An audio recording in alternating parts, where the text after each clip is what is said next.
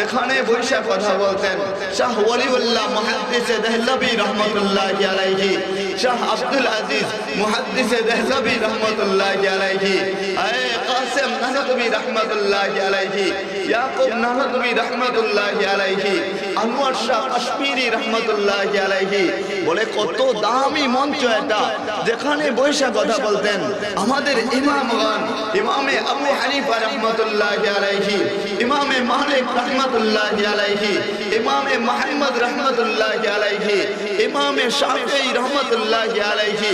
বলে কেমন দামি মঞ্চ এটা, যেখানে বৈশা কথা বলতেন সাহাবায়ে আজমাইন রাদিয়াল্লাহু আনহুম ওয়া রাদু আন, মুআবিয়া রাদিয়াল্লাহু তাআলা আনহু, আলী কাররামাল্লাহ রাদিয়াল্লাহু তাআলা আনহু, ওমর ফারুক রাদিয়াল্লাহু তাআলা আনহু, আবু বকর সিদ্দিক রাদিয়াল্লাহু তাআলা আনহু।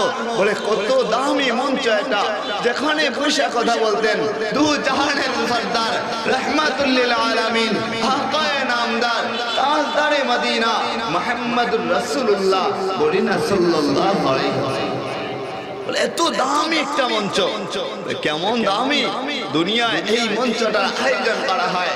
বলে জান্নাতের একটা আয়োজন হবে, ওই আয়োজনের ধারাবাহিকতার কারণেই দুনিয়ার এই আয়োজনটা করা হয়।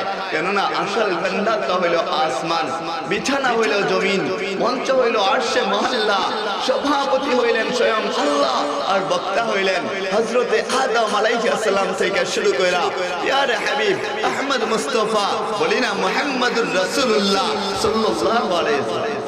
বলে আজকের আয়োজন